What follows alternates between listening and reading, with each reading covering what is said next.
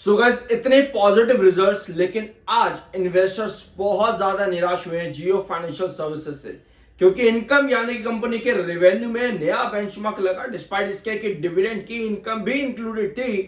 But yes, ये number expectation से बहुत बड़े थे। ऑलरेडी हमने डिस्कस भी किया था प्री एनालिसिस में कि सितंबर क्वार्टर में कंपनी बेंचमार्क क्रिएट करती है, और वो बेंचमार्क कंपनी ने क्रिएट करा भी। लेकिन गिरावट क्यों भैया? कल के वीडियो में हमने एक पॉइंट डिस्कस किया था, 310 के बाद 315 और 320, ये दो फ्रीक्वेंट रिस्ट्रिक्शन जोन है। अगर आपने नहीं देखा है जरूर देखना, अभी वीडियो क्लिप लेंगे कल के दिन का। VRNISM 7 सर्टिफाइड, सब्सक्राइब जरूर कर देना। शुरुआत करते हैं आपकी खबरों से। पहले एक छोटा सा क्लिप ले लेते हैं। फ्रीक्वेंट रिस्ट्रिक्शन जो की है 315 का, उसके बाद 320 का, इनको चार्ट पे लगा करके देखना, आपको समझ में आ जाएगा। 315 और 320 फ्रीक्वेंट रिस्ट्रिक्शन है आपके 310 के बाद में। तो यहां पर हमें इस तरह की पोजीशन चाहिए होगी कैंडल के अंदर, जहां पर नीचे की टेल लंबी हो और बायर को इंडिकेट करे।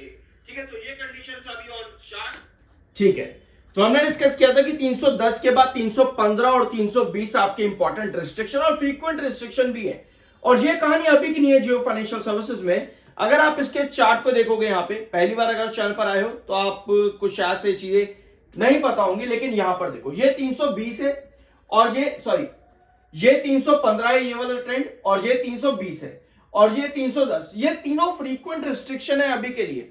ऑल दो अभी आपकी कंडीशन आज के दिन क्या गई है, 315 के बहुत करीब था, आपके पास बायर भी थे, लेकिन दिन के आखिर में आपके पास सेलर एक्टिव हुए और उसके बाद आपकी क्लोजिंग कहां पर हुई है, 310 के नीचे। अब ये डायगोनल आप यहां पर देख रहे हो, ये डायगोनल है रिजेक्शन डायगोनल। इस डायगोनल पर आपको एक बार, दो बार, तीन बार रिजेक्शन ऑलरेडी मिल चुका है। स्टिल अभी भी आपकी जो आज के दिन की क्लोजिंग आई है वो इस डायगोनल के ऊपर ही है। अभी चार्ट पेन को और अच्छे समझेंगे। पहले खबरों पे आते हैं। जब भी रिजल्ट्स आते हैं ना, किसी भी कंपनी के जब भी रिजल्ट्स आए और रिजल्ट्स बहुत बढ़िया हो और आपको देखने को मिले आर्टिकल्स या मार्केट एक्सपर्ट्स के ओपिनियन कि जो कंपनी के नंबर्स है वो मार्जिनली इंक्रीज हुए। जब भी आपको ये टर्म देखने को मिले, इसका मतलब ये है कि मार्केट एक्सपर्ट्स कंपनी को लेकर के बेयरिश है। और जियो फाइनेंशियल सर्विसेज के अंदर यही हुआ कि कंपनी के नंबर्स इतने अच्छे आने के बाद में जो प्रॉफिट थे ना कंपनी के, वो 695 करोड़ के आए हैं। और पिछले साल सितंबर में एक प्रॉफिट थे कंपनी के 689 करोड़, यानी कि मार्जिनल प्रॉफिट इंक्रीज कंपनी का आया है। ठीक है, ये चीज हमने कल भी डिस्कस करी थी कि प्रॉफिट बड़े हैं, लेकिन एट द एंड एक्सपेंसेस और टैक्स परसेंटेज कैलकुलेट करने के बाद में कंपनी का प्रॉफिट बहुत गिर गया था। ऑल्दो इनकम में बड़ा इंक्रीज था, लेकिन टैक्स परसेंटेज और कंपनी का एक्सपेंसेस गिरने के बाद में कंपनी की प्रॉफिटेबिलिटी में बड़ा ड्रॉप बना था। ठीक है, तो ये एक छोटा कंसर्न आज के दिन रहा, कल भी डिस्कस किया था हमने इस पॉइंट को। अब मार्केट एक्सपर्ट्स के टारगेट यहां पर लेकर के क्या है जियो फाइनेंशियल सर्विसेज को, एक बार उसको भी देख लेते हैं। So according to market experts, Jio financial services का जो टारगेट बनता है लॉन्ग टर्म में वो है 360 रुपए के आसपास। ठीक है, ये है मार्केट एक्सपर्ट्स का टारगेट 360 रुपए का। राजेश भोसले इन्होंने रिकमेंड करा है कि जियो फाइनेंशियल सर्विसेज अभी आपको खरीदना चाहिए दिवाली 25 तक। भैया दिवाली तो आ गई, इसी अगले महीने मंडे को, इसी हफ्ते आने वाले हफ्ते को मंडे को आपकी दिवाली है। तो 360 का टारगेट क्या आपको यहां पर देखने को मिल सकता है इतनी जल्दी? और वो भी तब जब आपकी गिरावट अचानक से आ गई है। तो अभी सब चीजों को चार्ट पर समझेंगे।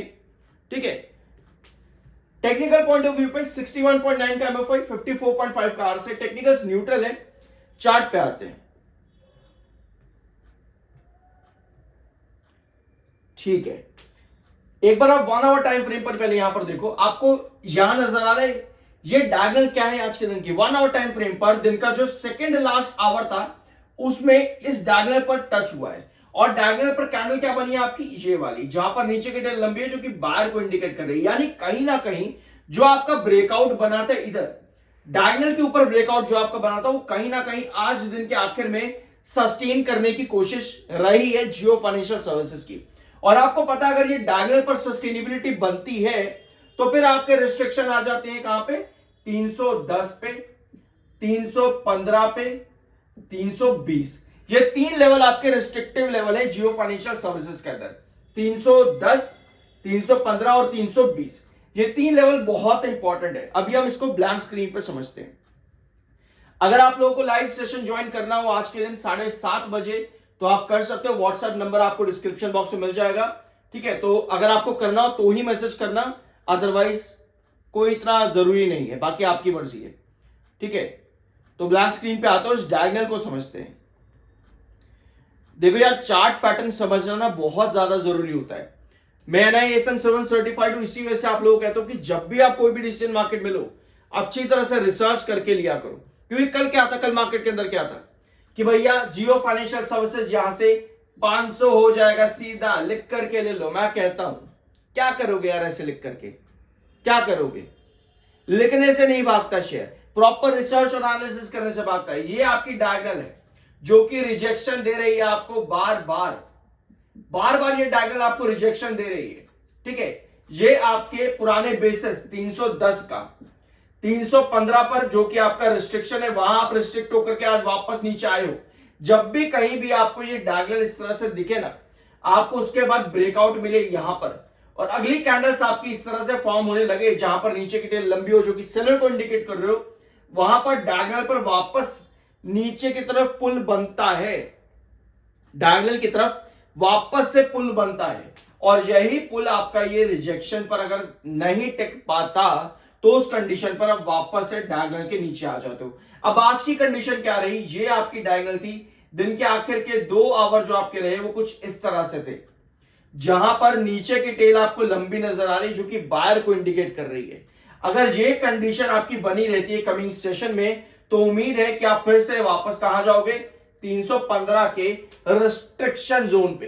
अगर आप इन लेवल्स के बीच में सस्टेन कर जाते हो, 310 से 315 के बीच में अगर आप सस्टेन कर जाते हो, तभी आपका नेक्स्ट ब्रेकआउट पॉसिबल है।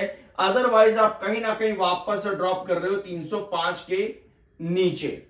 तो ये कंडीशन है अभी जियो फाइनेंशियल सर्विसेज की ऑन चार्ट।